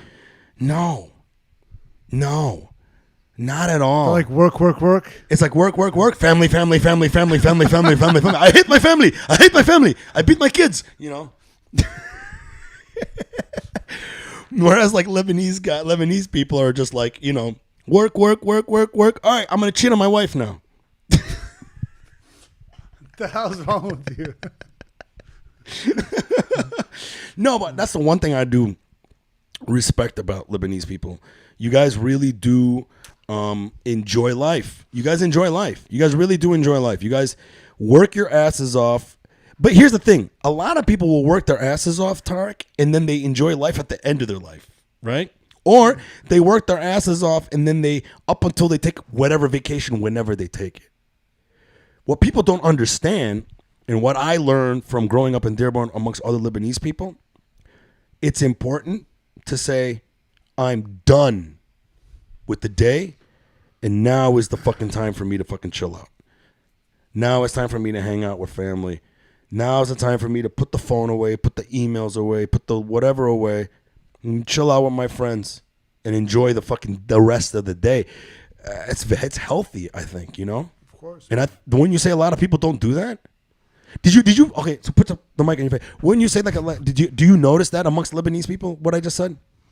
Well, I think, yeah, I do see that. You know, you gotta have your, but not many people do what you're saying. What? Work, and that's it. You gotta have the break. Who doesn't have a break? And there's a lot of people that don't have healthy breaks. They'll come home and they'll watch TV. You know? Or they'll come home and they'll just stay. You know what I mean? Or they'll come home and work on something else. And then they're like, oh, I'll take the vacation when I'm ready to take a vacation. That's when my vacation will be. I just think that's unhealthy. I think it's very unhealthy. I think it's very important to take a certain time. Bro, there's a video online with Akon. I don't know if you've seen this, where Akon describes working with Eminem. The first time that they collaborated on a song. You never seen this? It's fucking amazing. Is it? It really puts you in the perspective of how important it is to take time off. He said that the first time he went to the studio to work with Eminem, he got there at 6 o'clock in the evening. He's like, it's 6 o'clock in the evening, work all through the night, on this track that we're working on. Right. He goes, he gets to the studio, he's excited to see Eminem. He gets there and he finds out Eminem's not there. And he's like, where's M at? I'm like, oh, he left. So he calls up Eminem. He's like, hey, where you at, man? You coming back later? I'm like, nah, I'm done. I'll be by tomorrow, though. What time? 9 o'clock. Akon's like, okay. So the next day, he decided to show up just before 9 o'clock. And he goes, Eminem shows up at the studio right at 9 o'clock. And he said that when Eminem came in, he treated it like a regular job. He worked from 9, and then all of a sudden 1 o'clock hit. And no matter what he was doing, even if he was in the middle of writing or whatever, 1 o'clock hit, he goes, all right, man, I'm taking lunch. You want to take lunch? Akon's like, no, I think I'm going to work through lunch or whatever. He was like, all right, cool. Takes lunch. Exactly 1 hour later, boom, Eminem comes in. So timely. Works the rest of the way until 5 o'clock. And he goes, Eminem one time was mid-verse, creating this new thing. 5 o'clock hits. All right, man, I'll see you. Akon's like, what the fuck? He's like, yeah, man, 5 o'clock, I'm over. Time to go home. Then after a while, Akon said he started talking to M, and M was like, you know what? No, I have to have a cutoff time. There's always tomorrow to work on it. So 5 o'clock happens. That motherfucker treats us a 9 to 5, and once 5 o'clock hits, I have to spend time with my family. I have to spend time with my friends. I have another life other than this. And that to me is fascinating, especially when you look at someone as prolific as Eminem. I don't think he technically did what he said, what they're saying he did. I think they're using that more like a figure of speech, kind of like. No, you got to see the video. I'll show you the video, how Akon explains it to it on the radio station, and how Akon said that watching Eminem, Eminem work in this way inspired him to treat it the same way. That's not a good way. He goes, I would be at the studio for 3-4 days straight. That's not a good way to treat it. I don't think it's a good way to treat it. What's not a good way? I don't think it's true. I don't think Eminem does that. I think that he said he did that, but I don't think it's true. This is coming from Akon dealing with Eminem. I love how you play the skeptic and you have nothing to fucking back it up. I'm gonna back it up right now. Do it. You're doing what you love to do. Do you have Eminem's number? Let's call him. You're doing what you love to do. All right. It's not a job. You don't treat it like a job. You don't want to treat it like a job. You won't want to. And you working overtime. It feels good. That's your life. That's what you love to do.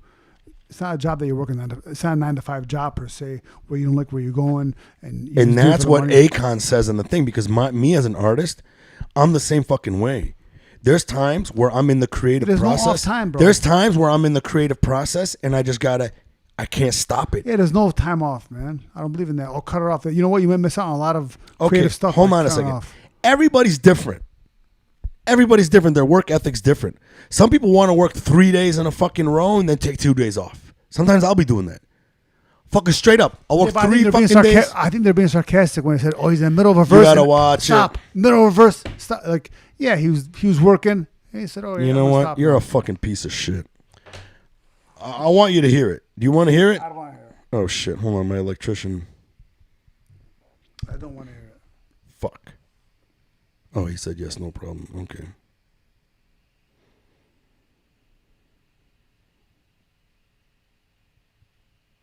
Sorry, guys, we're checking our phones right now. Don't mean to be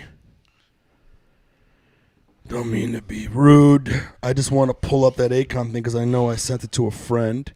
And I want you to put these headphones on and I want you to listen to what he's fucking saying. It's only like a 3-minute video, bro. I know he's going to say exactly what you just said, so I believe you. But you're playing the whole fucking game like, oh, he's being sarcastic. Yeah. Get the fuck out of here, bro. I'm in the middle of a sentence and I stopped on the letter B and I stopped. In the middle of the word, the letter B, I stopped. It's 5 o'clock. bro, it's not that fucking. Exactly. Oh my god, dude, you're too much, man. I don't even know. All right, why. let's go on to the next one. Yeah, let's talk about Ed and Moe real quick before we end this shit. Remember those guys? Yeah, man. Let's talk about Ed and Moe, man, and how you felt doing that shit. If anybody doesn't know, edandmoeshow.com. It'll take you to the playlist of the 10 episodes that me and my friends did. We set out to do a fake reality show, basically a mockumentary comedy about a fat Arab Lebanese guy who's new to the country. And him and his white friend, Ed, who's a Wayrab. Which is a wannabe Arab. Who's a wannabe Arab. And who cannot stop dating Arab girls.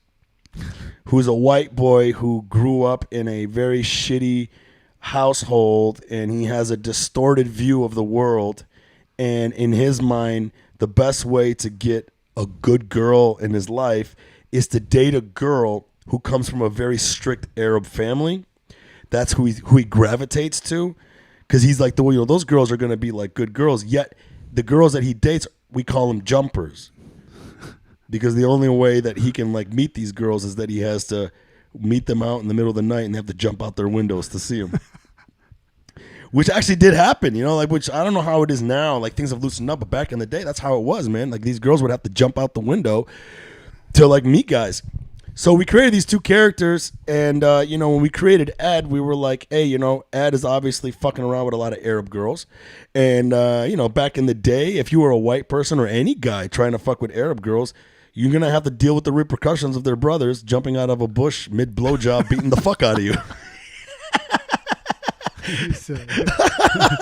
You know what I mean? This impending danger. You know how hard it is to focus on keeping your fucking dick hard, knowing that you're gonna get your fucking head bashed in by Tarick Salmaci.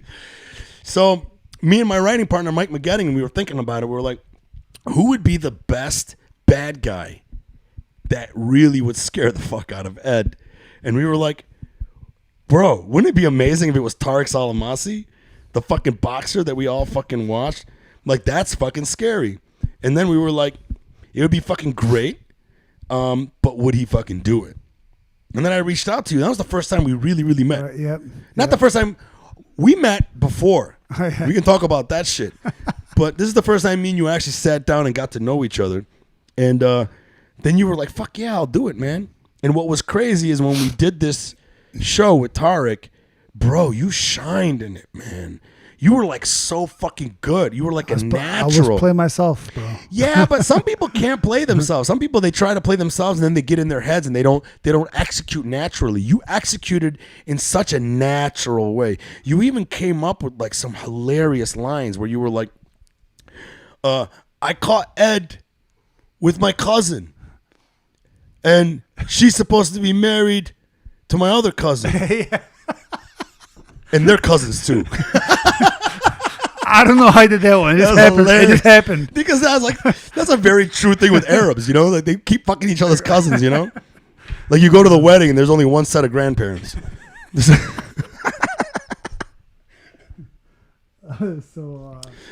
Yeah, bro. So to me, it's like, yeah. So we got you on that, and how did you feel about that, bro? How did you feel about that? It was fun. It was a lot of fun. Good experience. Only complaint is that you didn't finish the. I didn't finish it to final, where you actually beat the fuck out of Ed. People want to know. Yeah. People want to know. Yeah, but it got to a point where I was doing the majority of the lifting. I did like 90% of the lifting of that show. Yeah, I know that.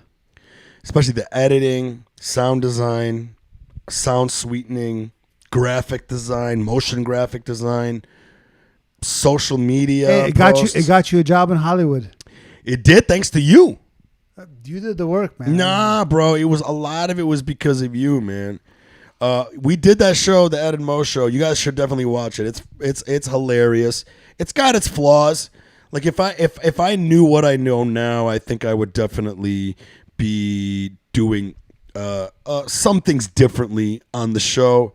I think the second episode we jumped the gun. We jumped the shark with that one because it was about their business, and then the second episode was like a throwaway episode where they were like sitting outside in front of their their neighbor's Dave's house, who like invites these strippers over that deliver weed, right? This is back in the day when you really couldn't get weed delivered. We came up with this idea of delivering weed. Not only that, we came up with the idea of Postmates.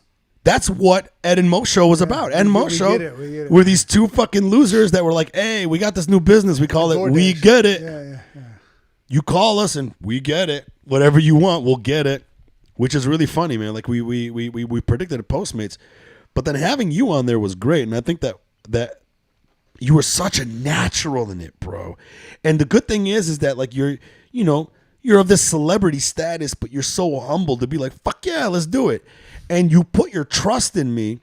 And then when I started releasing the episodes, one thing that felt good was you really liked the quality of it. You did a good job, man. You really good you were kind of impressed. You were like, oh shit. Like, I was like trying to make it like a real TV show.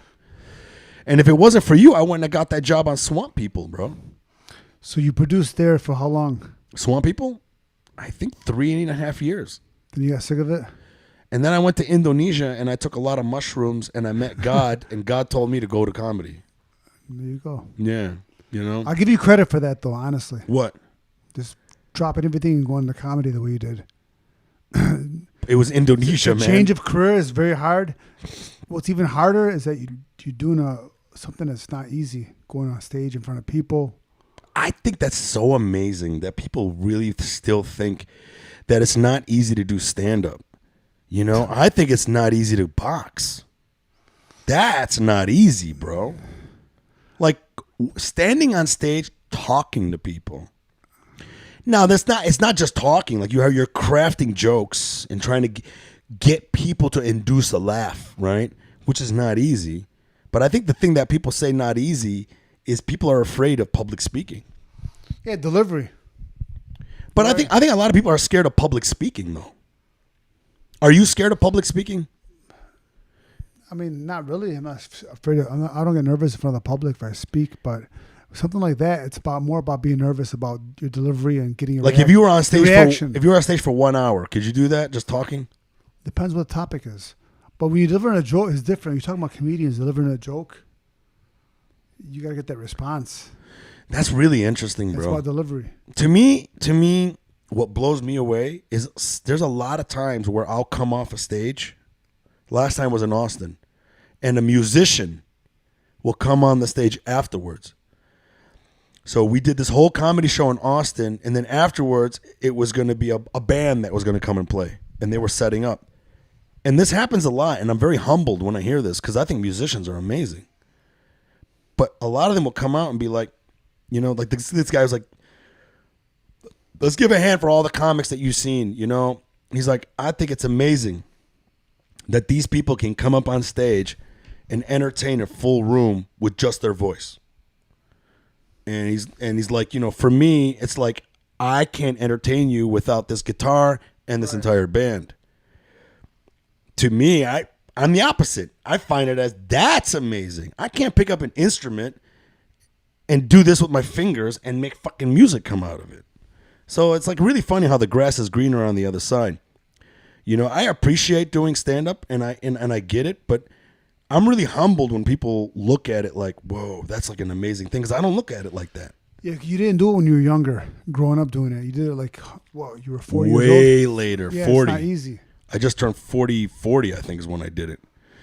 But I was doing comedy before that, though. I was doing the Ed and Moe Show. Before that, I was doing improv at the Second City. Before that, I was doing improv and comedic acting at the Planet Ant Theater. Plus, I was like doing a lot of comedic acting on stage plays and like movies and commercials and shit like that. So comedy was my thing. And then like when I went to Indonesia and took all those mushrooms and I met her, God's a woman, bro. And like she literally told me, go back to comedy, but before that, go back to Detroit and invest in more real estate and then go back to comedy. But she didn't tell me go to stand-up. So in my mind, I was like, I'm going to do improv. So I went back and I did improv in LA, but I realized it was so hard to get people to commit at the level I wanted to commit. I wanted to fucking go out every other day. And with improv, you can't do it unless you have other people with you. That's what got me into stand-up. It was an accident. All of a sudden, I decided, I was like, you know what? If I'm going to do comedy, I might as well do something where I can only rely on myself. Stand-up comedy. So I did stand-up comedy, and then, like, it really clicked, bro. Like, right away it clicked, you know? Which is really interesting. Which is why everyone should do mushrooms in Indonesia. So so stand-up comedy, you'd say right now, is your passion. I'm hooked. Okay. Fucking hooked, So bro. do you think that you being hooked has anything to do with your upbringing and how much money you had? I didn't have much money growing up. I'm saying, do you think that My dad was No, pretty... I said, do you think how you feel about it has anything to do with how much money you had growing up, whether you had money or not? Do you think that has anything to do with how you feel about comedy?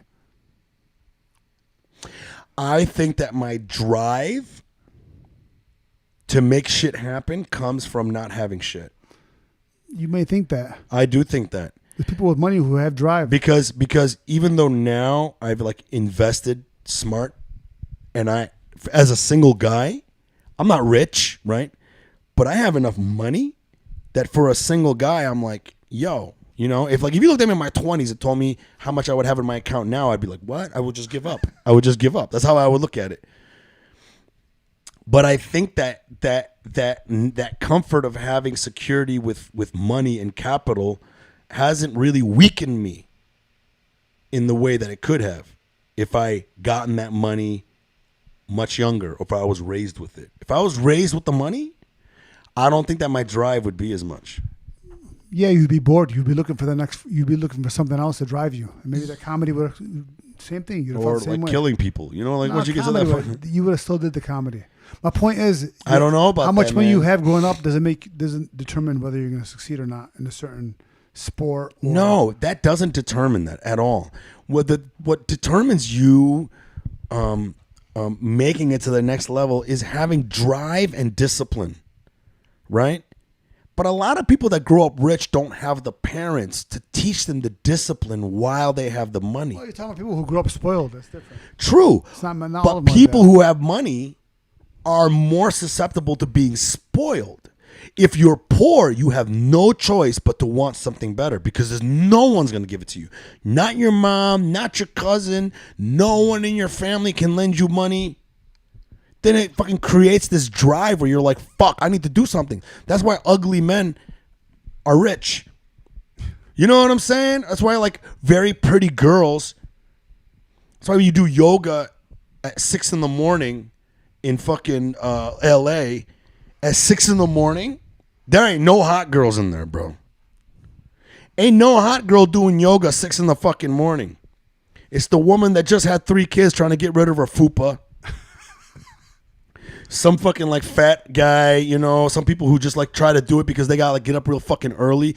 No girl that's super hot. You want to see hot girls at yoga? You go to the 1 o'clock, 2 o'clock p.m. fucking yoga. That's when you're gonna see the hot girls. And guess what? They just woke up. They ain't gotta get up for shit. It's funny. But it's true. It's very true. So I do believe that growing up poor would really give you more of a drive to be a fucking better person, or like, Well, it helps. It helps. and being ugly too is Look another at- thing. Look at this, bro. Ever since a kid, I've always looked at myself. I'm like, man, you're not that good looking. I've always did that. Like ever since a kid, I've always very insecure about my fucking looks, man. And I think a lot of it is because the white standards of beauty. And not only that, you had Lebanese people that I grew up with who were more fair-skinned, and they called me the N-word. I grew up having Lebanese people calling me the N-word. You look like Franco Harris from Pittsburgh Steelers. 1977. Yeah, I know you told me like fucking Franco Harris. seen him Yeah. yet? But to me, it's like I really like was worried about like how I looked and stuff, and I think that people who kind of don't have that natural standard of beauty typically are like charismatic. Like you get to a point where you're like, I don't have the looks to woo a girl, but if I can make her laugh, you know, if I can make her, you know, give her and her friends a good time, have charisma, make them feel comfortable around me, it's a totally different thing. So like, I think that people who lack certain things, for the most part, develop bigger, better skills, man. And typically people who have looks or have money, a lot of the times don't have those skills or that drive because everything was handed to them, bro. You can't tell me Pacquiao would be the fighter that he was if he didn't grow up as poor as he did. Same thing with Mayweather. Being poor, of course, you want that. It gives you that drive to want to succeed. Of course, you're poor. That's what I'm saying. But it doesn't make you a better athlete or better at what you're doing. Listen. They have more drive. If you love something, you can have drive. I get it, but I really do feel when you get to a point where you don't have no choice but to make this thing work, to get out of this fucking shit that you're in, the drive is on another level, bro. It's on another level. I agree with that. It's on another level. I agree with that. So then I made my point. The person still, whatever they're doing, that's what they love to do. Whether you're rich, get that. Listen, whether you're rich or poor, if you love what you're doing to death, they're gonna do good. Okay. They want it. They're gonna do it. You can love what otherwise, you do. Otherwise, all these guys that are multimillionaires now, their careers will be over. They're still winning. No, but see, that's why you're missing the point that I said earlier. The point that I said earlier is that if you grow up in your most formidable years, where it's going to actually turn you into the human being that you're going to be as you're growing up, because as you're growing up, your body's like really setting yourself up for your adult life. If you grew up poor and always looking up and wanting better, by the time you become an adult, that's going to carry on even after you have millions. Look at Conor McGregor. You know, sure, he lost the last few fights, but that motherfucker's still grinding trying to fight. He's got so much money. He's got $500 million, bro. And that's probably why he lost his last 3 fights. If you notice, like, Conor McGregor is not angry Conor McGregor anymore. Now after fights, he's all like he's Buddhist and shit, doing the pray hands. The fuck is that shit? That's funny. Anyways, bro, we're 2 hours in. Already? Can you believe that? 2 hours and 47 minutes. We didn't talk about the good stuff. What do we got to talk about? Let's try to do another 15 minutes, bro. I like to keep this at 2 hours. We can go longer, but what are you looking at? My text message. Mm. You make a phone call. Look at my text messages. All right. Hold on one second. Oh, fuck. Come on, man. We can't be both on our phones. The fuck?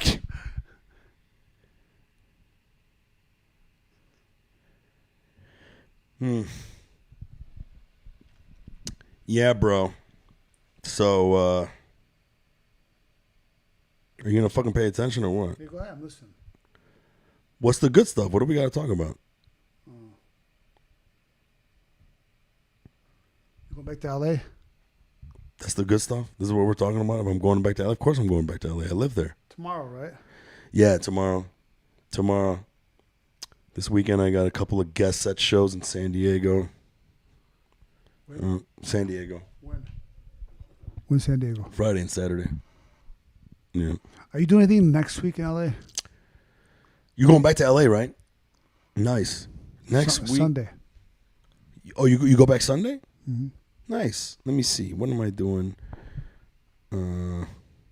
next week? I don't think I have much shows going on, man. I've been like trying to keep the shows light. Yeah, I'm pretty open next week, man. Except I got a show on the weekend at the Palm Desert. But other than that, man, I'm open, bro. We should get Korean barbecue. Have you ever had Korean barbecue? Not there, no. Yeah, because you're too busy looking at the goddamn pools, bro. Bro, we should probably end this. Unless there's another thing you want to talk about. Done is done. Are you done? We're done. I think we're done, bro. We talked for about 2 hours. We didn't talk about how mad you were that I took a shit in your house. Hey, Eshaq took a shit in my bathroom. And it was a stinker. Let me tell you something. We're not in the country here. He lived too far from here. He could have went and used the bathroom at home. Instead, he goes, hey, you got a bathroom? He didn't tell me why. I just assumed it was No.1. That's the assumption you're going to make. Because who's going to shit in your house? I mean, come on, bro. Who's going to shit in your house? And I was waiting. And I was like, oh. I asked you if I could use the bathroom. You didn't give me the rule. I started thinking to myself, I go, oh, no, is he shitting? No way.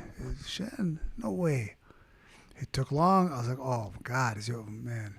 Then I heard him all of a sudden flush. Then I heard him still in there. I was finishing up an email. He's still in there. I'm like, what's going on? Oh, damn it. God, no, he did not just. That's the biggest peeve of mine. is shitting in other people's homes. It's a Hey, big put the peeve. microphone to your face, bro. One of the biggest peeves of mine is shitting in my home. Then tell people. If I got to use your bathroom, If tell you, me. if you don't live 20 miles away, if you got to live Listen, at least today- 20 miles today- away. today If you was- live 20 miles away, you better go to Listen, your house. listen. Today was one of those days where whatever I ate yesterday has got me shitting in increments, like all throughout the day. Usually I have like 1 or 2 movements throughout the day, but this one here, bro, because I was checking out my rental properties, bro, I fucking dropped deuces in Home Depot, Lowe's, and 2 of my rental properties, and one of them has people in there. In my house. In my house. So, hey, man, more people just showed up before we were about to take off. Hey, my buddy asks, and some questions that apparently, I'm looking around real quick. I just want to see. Does Tarick do any charity work with boxing for the boxing ring that they set up back in the day? It's one of the questions. Boxing ring. Have you done any charity work with boxing at all? No, I've done other charity work for different organizations, different charities, but nothing. There's nothing for boxing per se. I mean, there's organizations out there that are helping fighters who are struggling these days and stuff like that. Oh yeah, you. We donate to that. Oh yeah, like struggling in what way? Man, a lot of these boxers that people grew up watching, Yeah, who maybe they looked up to and they were fans of, yeah. they have no idea what's going on today. A lot of Like people what? have CTE, CTE. I kind of figured that was going to be homeless, homeless. alcoholism, all that stuff, man. Wow. You'd be surprised. There's a lot of trauma that happens with boxers from getting hit. Yeah, you know what, man? Boxing, Hey, you never been knocked out, have you? no, but I never had a concussion, thank God. But it's a contact sport, so there's be dangers involved, and all contact sports have your dangerous. But boxing, it all depends on you as an individual, how you take punishment. Just because somebody gets hit with okay, I'm gonna give you an example. Okay. Off topic. Okay. People, some guys, smoke till they're 90 years old and they're fine. Yeah. Some people smoke till they're 40 and they get cancer. It's a and die. case-by-case basis. Everybody reacts differently to whatever it is, whether drugs, punishment, boxing. So Getting hit in the head, whatever. Some guys, you see people on the street, some guys will get in a car accident, a truck going over their head, they're fine. Another guy taps his head, he's dead. Same thing with boxing.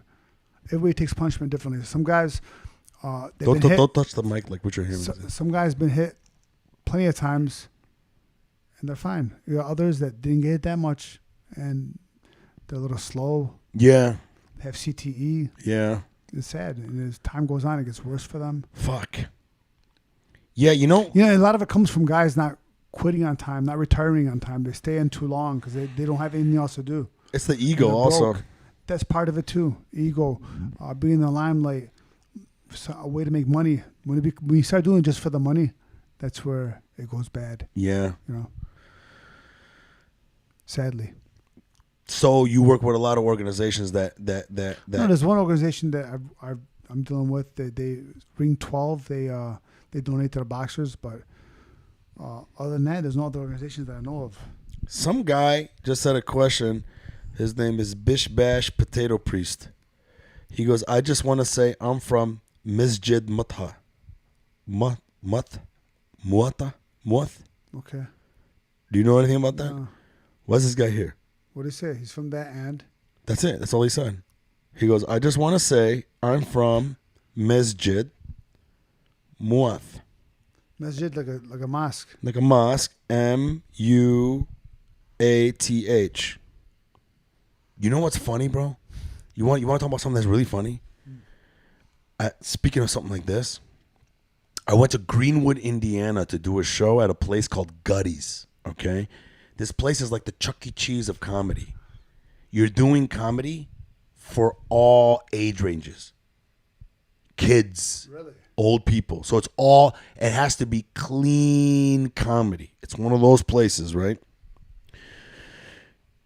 Soon as I walk into the bar, into the club, the owner's father was by the door, and he's a wisecracking guy. You know, he's like an old wisecracking guy. He's like missing an eye, and